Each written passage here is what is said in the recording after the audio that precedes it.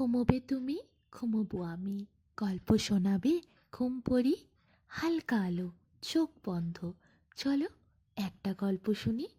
রাতের গল্প বাংলায়। আজকের গল্প সুখী ও দুঃখীর কথা।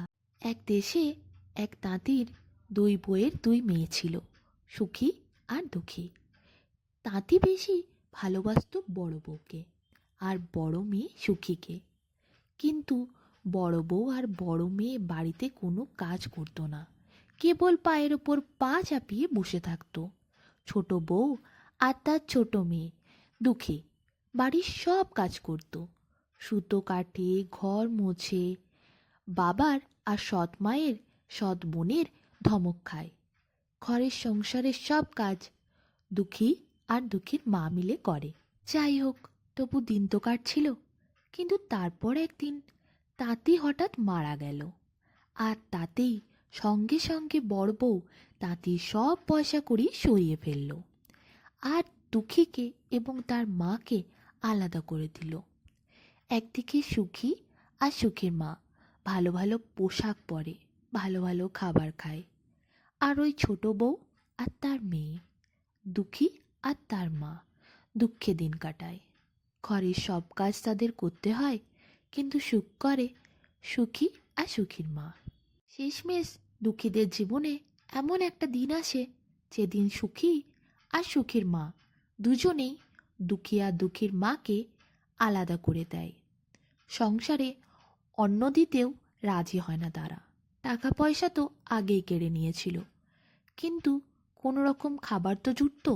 এখন খাবার দিতেও অস্বীকার করে সুখীরা। দুঃখী আর তার মা কিভাবে অন্ন জোটাবে? তাই দুঃখীর মা ঠিক করে তারা গামছা বানাবে।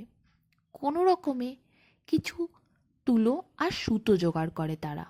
তারপর একটা গামছা বানায়। গামছাটা বাজারে যেয়ে বিক্রি করার পর যা কিছু পয়সা হয়, তাতে তাদের কোনো রকমে আধপেটা অন্ন জোটে। তাই খেয়ে এইভাবেই দিন কাটাতে থাকে দুঃখী আর তার মা। কষ্টের শেষ নেই তাদের। একদিন দুপুরবেলা দুঃখীকে বাড়িতে রেখে দুঃখীর মা যায় ঘাটের ধারে কাপড় কাচতে। বেলা গড়িয়ে বিকেল হয়ে যায়। এদিকে দুঃখী ছাদে থাকে। হঠাৎ একটা দমকা হাওয়া আসে আর সব তুলো উড়িয়ে নিয়ে চলে যায়। দুঃখী তখন কি করবে? কেঁদে বুক ভাসায়। কান্নার শব্দ শুনে বাতাস বলে, দুঃখী, কাঁদিস নে, আয় আমার সঙ্গে, অনেক তুলো দেব তোকে। দুঃখী বাতাসের সঙ্গে চলতে থাকে। বাতাসের সঙ্গে চলতে চলতে দুঃখী দেখা হয় একটা কলা গাছের সাথে।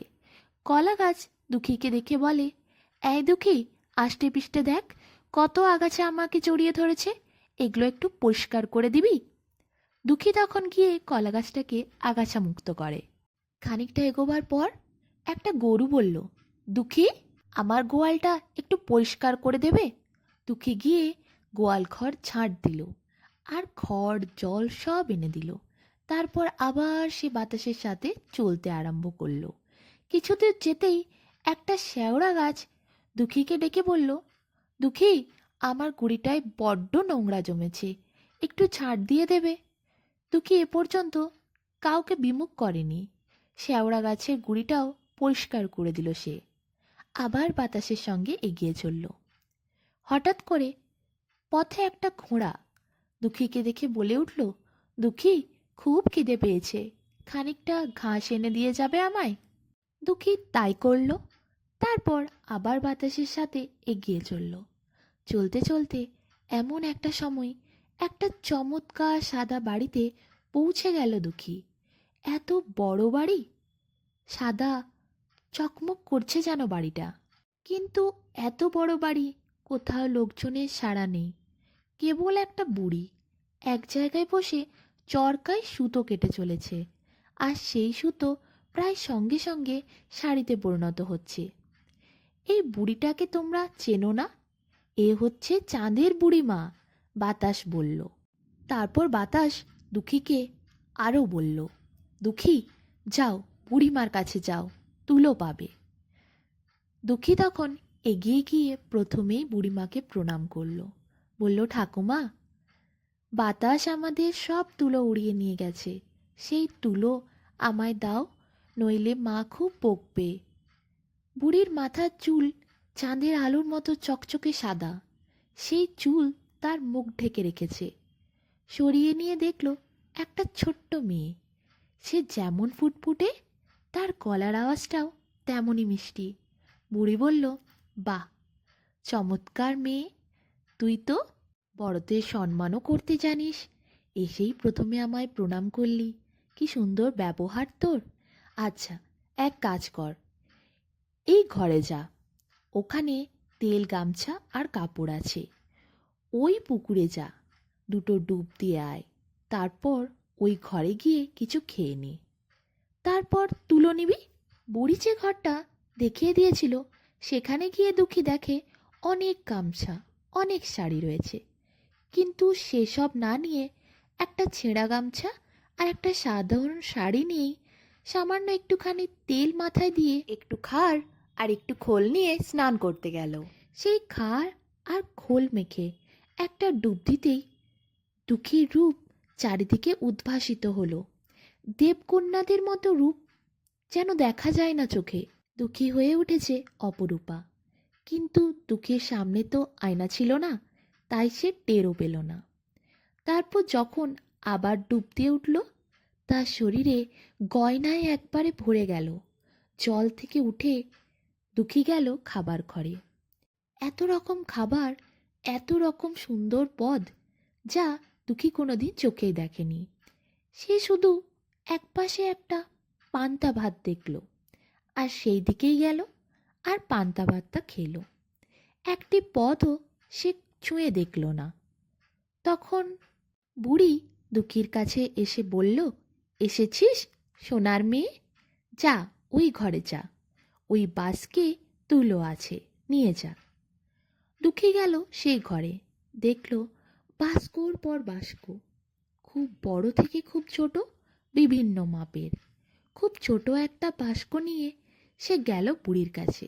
বুড়ি বলল, বেশ, লক্ষ্মী মেয়েটি, এবার মায়ের কাছে যা, এই বাস্কটা নে, এতে তুলো আছে।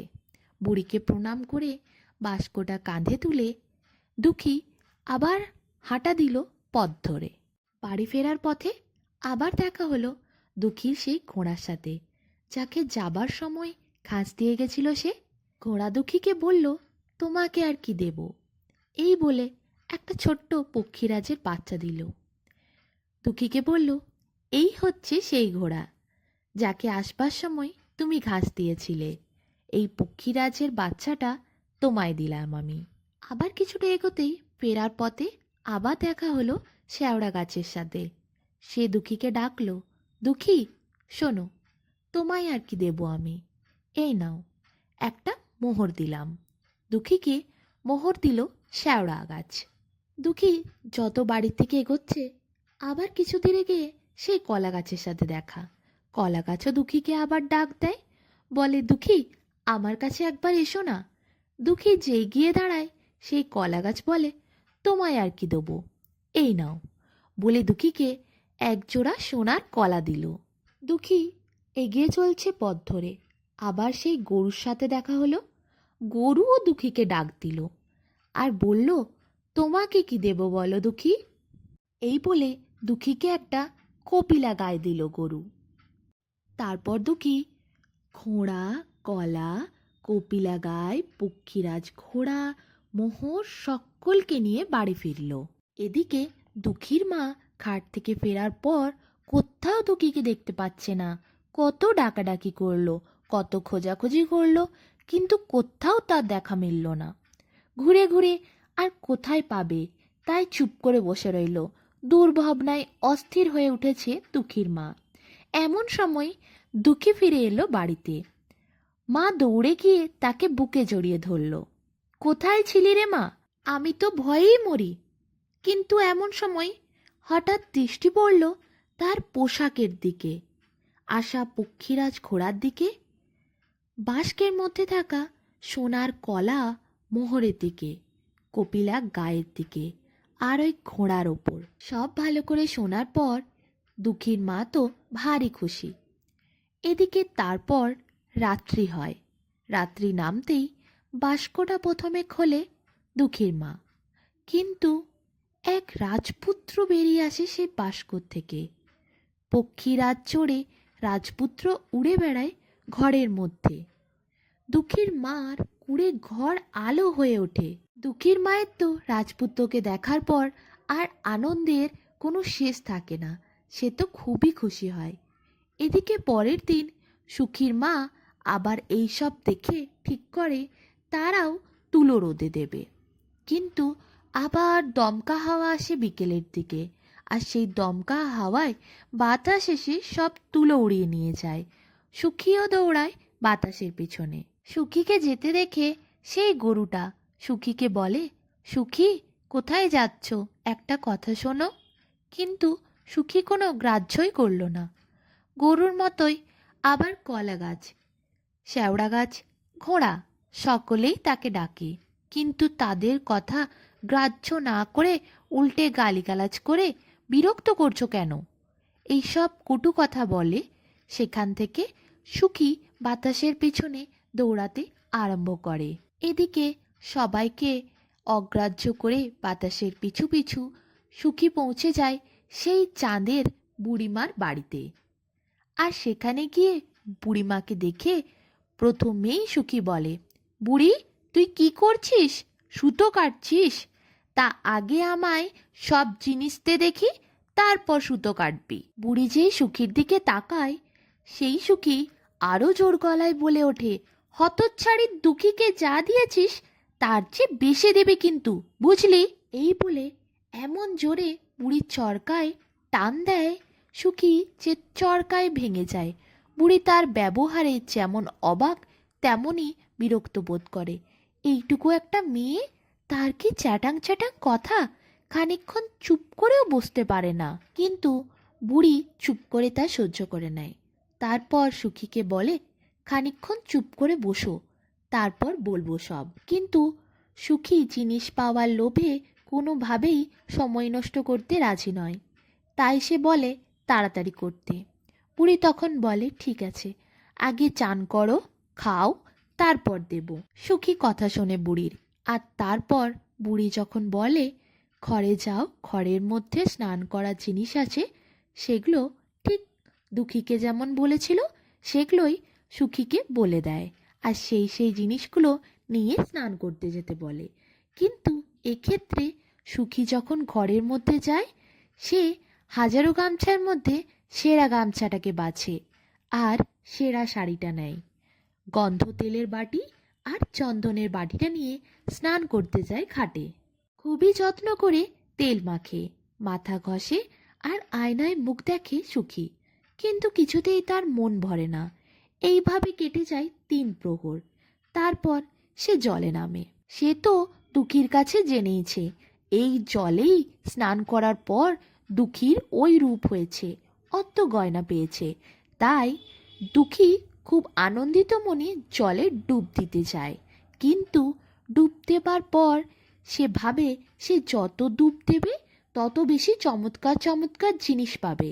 তাই সে একবার ডুব না দিয়ে 3-4 বার ডুব দিয়ে জল থেকে ওঠে। স্নান সেরে ওঠার পর সে প্রথমেই আয়নায় মুখ দেখে, কিন্তু এ কি, গা ভর্তি গয়নার জায়গায় ডুমো ডুমো আঁচিল, আর ফোঁড়া হয়েছে তার গায়ে, নখ হয়েছে বড় বড়, তার একটা চুলও নেই। এ কি কুৎসিত চেহারা সে পেল! সুখী তখন কাঁদতে কাঁদতে বুড়ির কাছে যায়। বুড়ি তো দেখে অবাক। বুড়ি বলল, হায় হায়, 3-4 বার ডুব দিয়েছিলি বুঝি?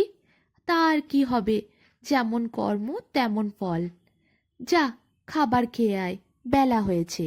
বুড়ির খাবার ঘরের ভেতরে ঢোকার পরই সে দেখে এমন কোনো খাবার নেই যা পৃথিবী বিখ্যাত নয়। পৃথিবীর সেরা সেরা পদ সেখানে সাজানো রয়েছে। তাই সে সময় নষ্ট না করে এক এক ধরনের পদ খেতে আরম্ভ করে। খাবার শেষ হলে সুখীকে বুড়ি সেই ঘরটা দেখায়, যেই ঘরের মধ্যে আছে অনেক বাস্ক। সেই বাস্কের ঘরটা বুড়ি দেখিয়ে দেয় আর বলে একটা বাস্ক তুলে নিয়ে আসতে, যা সুখীর পক্ষে তোলা সম্ভব। কিন্তু সুখীর মনে যে পরিমাণ লোভ আছে, তাতে কি ছোট বাস্কতে সুখীর হয়? তাই সে বড় মাপের একখানা বাস্ক পছন্দ করে আর সেই বাস্ককে কোনো রকম মাথায় তুলে নিয়ে বেরিয়ে আসে। আহা, কি চেহারায় না হয়েছে সুখীর! রূপ দেখলে শিয়াল কুকুরও লজ্জা পায়। মানুষজন তো প্রায় জ্ঞান হারাবার অবস্থা। সুখীর বাড়ি ফেরার পথে আবার সেই দেখা হয় ঘোড়ার সাথে। ঘোড়া এক লাথি মারে। সুখী সাথে সাথে হাউ হাউ করে কেঁদে ওঠে। তারপর রাস্তায় আবার দেখা হয় শেওড়া গাছের সাথে, যে একটু সুখীকে কাছে আসতে বলেছিল। আজ কিন্তু শেওড়া গাছ খুব রেগেছিল, তাই একটা ডাল ভেঙে পড়ল সুখীর মাথার ওপর, আর সুখী বলে উঠল, গেলুম গেলুম। এদিকে সুখী কোনো রকমে প্রাণ বাঁচিয়ে আরেকটু এগোতেই কলা গাছের সাথে দেখা হয়। এক কাঁধি কলা প্রচণ্ড ওজনের ভেঙে পড়ে সুখীর পিঠের ওপর। এদিকে গরুও শিং উঁচু করে ছুটে আসে। সুখী কোনো রকমে দৌড়তে দৌড়তে বাড়ির রাস্তাতে এসে পৌঁছায়। বাড়ির রাস্তার কাছে আসতে সুখী একটু শান্তি পায়, আর সুখী হাঁপাতে হাঁপাতে বাড়ি ঢোকে। সুখীর মা তো জানতই অনেক ভালো ভালো জিনিস নিয়ে ফিরবে মেয়ে, তাই দুপুর মতো সে আগে থেকেই বসেছিল দরজার কাছে। সুখী আসতেই তাকে দেখে তো অবাক তার মা। এ কি চেহারা হয়েছে সুখীর! দেখে তো যে কোনো মানুষই অজ্ঞান হয়ে যাবার মতো অবস্থা। যাই হোক, আর কি করবে। এরপর বাস্কর দিকে নজর পড়ে সুখীর মায়ের। সুখীর মা বাস্কটাকে ঘরে তোলে আর বাস্ক খোলার জন্য তৎপর হয়ে ওঠে। সুখীর মা বলে, যা হবার হয়েছে, এবার বাস্কটা খোলতো, দেখ কেমন বর্দর হয়েছে। বাস্কটা নিয়ে সুখী যেই ঘরে ওঠে, দরজা আগলে বাস্ক খুলতেই সুখীর বর বেরিয়ে আসে। সুখী বলল, মা গো, পাগুলো কেন কনকন করছে? সুখীর মা বলল, নূপুর পরতে হবে, তাহলেই ঠিক হয়ে যাবে। সুখী বলল, মা গো, গা কেন ছমছম করছে? সুখীর মা বলল, গয়না পর, তাহলেই ঠিক হয়ে যাবে। সুখী তার মায়ের কথা মতো একে একে গয়না পরল, আর তার মা ঘুমোতে গেল। বেলা হলো, কিন্তু দরজা আর খোলে না। মা ডাকে, দরজা খোল সুখী, বেলা হয়েছে। কিন্তু তবু দরজা আর খোলে না। তারপর লোকজনকে ডেকে দরজা ভাঙা হয়, কিন্তু কোথায় সুখী? তার তো চিহ্ন মাত্রও নেই। ঘরের মেঝেই শুধু পড়ে আছে কিছু হাড় আর অজগর সাপের মতো একটা খোলস। তখন সুখীর মা দুঃখে চিৎকার করে ওঠে। সেই চিৎকার শুনে দুঃখী আর তার মাও ছুটে আসে। দেখা যায় সেখানে সুখী আর নেই, কয়েকটা হাড় পড়ে আছে। দুঃখী বুঝে যায় যে সুখীর সাথে কিছু একটা হয়েছে। দুঃখীর মা দুঃখীকে বলে কিছু একটা ব্যবস্থা করতে। সেই চাঁদের বুড়ির কাছে আবার যেতে হবে, কোনোভাবে দুঃখীকে বাঁচিয়ে আনতে হবে তার বোনকে। এদিকে সুখীর মা সে বুঝতে পারে তার এত লোভের জন্যেই আজকে সুখীর এই পরিণতি। আজকে যদি মা মেয়ে এত লোভ না করতো, অন্যকে দেখে হিংসে না করত, তাহলে হয়তো তাদের ভাগ্যে এই দিন লেখা থাকতো না। দুঃখী আর সময় নষ্ট না করে চাঁদের বুড়ির কাছে চলে যায়। চাঁদের বুড়ির কাছে যাবার পর দুঃখী কাকুতি মিনতি করে তার বোনের প্রাণ বাঁচিয়ে দেওয়ার জন্য। সে বলে সে জানে যে সুখী খুবই লোভী এবং তার মাও লোভী, কিন্তু তারা আজ বুঝেছে অন্যকে দেখে হিংসা করা, লোভ করা পরিণতি কি। দুঃখী এত ভালো মনের, তার মনে এত করুণা, দয়া, ভালোবাসা দেখে বুড়ি খুবই খুশি হয় আর আশীর্বাদ করে দুঃখীর মনের ইচ্ছে যেন পরিপূর্ণ হয়। সেই আশীর্বাদের জন্যই সুখী প্রাণ ফিরে পায়। বাড়ি ফিরে যায় দুঃখী। দুঃখী বাড়ি যেতেই দেখে সুখী আবার ফিরে এসেছে। সুখী ফিরে এসেছে ঠিকই, কিন্তু এই সুখীর মনে আর লোভ ফিরে আসেনি। সুখী লোভকে পরিত্যাগ করতে পেরেছে। সুখী বুঝেছে লোভ করে, হিংসে করে সবার ভাগ্যের সব জিনিসটা পাওয়া যায় না। যেটা যার ভাগ্যে আছে সেটা তারই হবে। লোভ করে, হিংসে করে নিজের শুধু খারাপই হয়, এর চেয়ে বেশি কিচ্ছু হয় না। সুখী আর তার মা দুঃখীর কাছে চিরঋণী হয়ে থাকে। তারা তাদের ভুল বুঝতে পেরে দুঃখীর মায়ের কাছেও ক্ষমা চায়। এরপর সুখী আর দুঃখী দুই বোন তাদের মাদেরকে নিয়ে সুখে শান্তিতে দিন কাটাতে থাকে।